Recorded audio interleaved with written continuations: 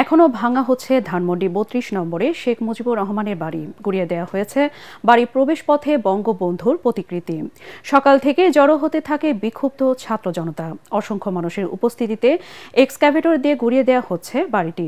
এ সময় কেউ কেউ বাড়ির বিভিন্ন জিনিসপত্র নিয়ে যায়। লাইব্রেরি থেকে সরিয়ে ফেলা হয় বিভিন্ন ধরনের বই। এ সময় স্বৈরাচারী আওয়ামী লীগ স্বৈরশাসক হাসিনা মুজিববাদের বিরুদ্ধে নানা স্লোগান দেয় বিক্ষুব্ধ জনতা। সতর্ক করেন, স্বৈরাচারের আস্তানা এদেশে আর থাকবে না। আগামীতে আর কেউ যেন দুঃশাসন করতে না পারে সেই হুঁশিয়ারিও দেয় আন্দোলনকারীরা। এরই মধ্যে বাড়িটির প্রায় অর্ধেক ভেঙে ফেলা হয়েছে। তবে এ সময় সেখানে আইনশৃঙ্খলা রক্ষাকারী বাহিনীর সদস্যদের উপস্থিতি দেখা যায়নি।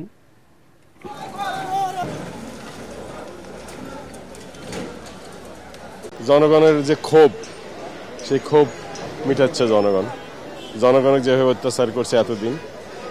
এখন শুধু এটাই না, এরপরে শুরু হবে যারা চাঁদাবাজি করে, যারা ব্যাংকে ঘুষ খায়, লুট করে, সেক্রেটারি বসে ঘুষ খায়, সবগুলো ধরা হবে একটা একটা করে। এই স্বৈরাচার হাসিনার কোনো অস্তিত্ব যেন এই বাংলার জমিনে কোথাও না থাকে। এর আগে রাতভর ধানমন্ডি ৩২ নম্বরে শেখ মুজিবুর রহমানের বাড়িটি ভাঙচুর করে বিক্ষুব্ধ ছাত্র জনতা। স্বৈরাচার বিরোধী আন্দোলনের পাশাপাশি বাড়ির বিভিন্ন অংশ বুলডোজার দিয়ে ভেঙে ফেলা হয়, আগুন ধরিয়ে দেওয়া হয় বাড়িতে। বিক্ষুব্ধ ছাত্র জনতার দাবি, ফ্যাসিবাদের চিহ্ন মুছে ফেলা হবে। অবিলম্বে শেখ হাসিনাকে দেশে ফিরিয়ে এনে তার শাস্তি নিশ্চিত করার দাবি জানান তারা। জহিরুল আলম রঞ্জু ও শাহজাহান হোসেন সেন্টুর ক্যামেরায় আরও জানাচ্ছেন মনির হোসেন তপু।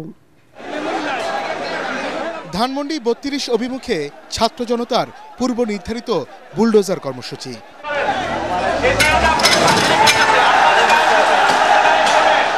গুড়িয়ে দেওয়া হয় শেখ মুজিবুর রহমানের বাড়ির বেশ কিছু অংশ। ভেঙে ফেলা হয় নিরাপত্তা বেষ্টনী সহ বিভিন্ন স্থাপনা।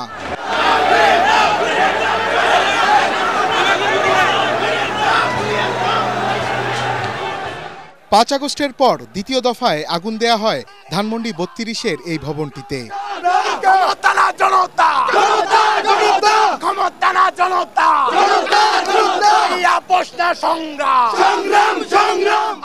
এ যেন ছাত্র জনতার ক্ষোভের বহিঃপ্রকাশ।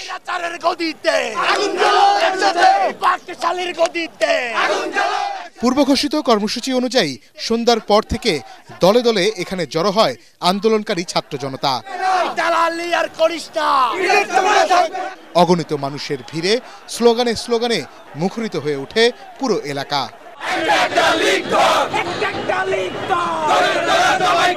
বুধবার রাত ৮টার পর ভাঙচুর চালানো হয় বাড়িতে।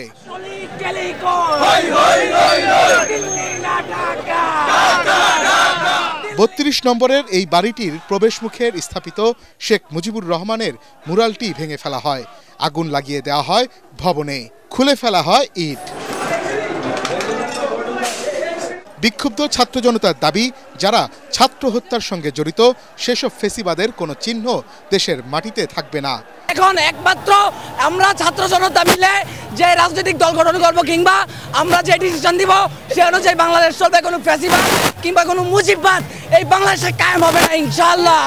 আওয়ামী লীগ যারা করে, হাসিনার ফ্যামিলি বা এই দেশে যারা আছে তারা এখনো অনুতপ্ত না।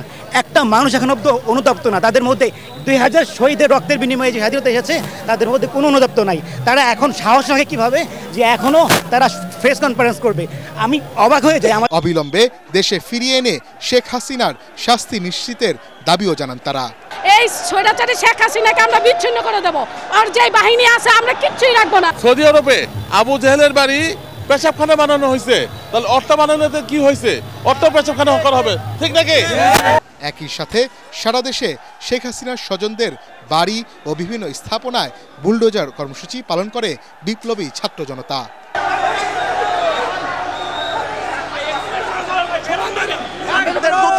সংগঠন ছাত্রলীগকে নিষিদ্ধ করতে হবে, সমগ্র আওয়ামী লীগকে বাংলাদেশ থেকে ভারতের তাবেদারকে নিষিদ্ধ করতে হবে দেশ থেকে। স্লোগানে এভাবেই তারা তাদের দাবি দাওয়াগুলো তুলে ধরেছেন। অতি দ্রুত তাদের দাবি দাওয়াগুলো পালনের জন্য অন্তর্বর্তী সরকারের কাছে তারা আহ্বান জানিয়েছেন। মনির হোসেন তপু, ATN বাংলা, ঢাকা।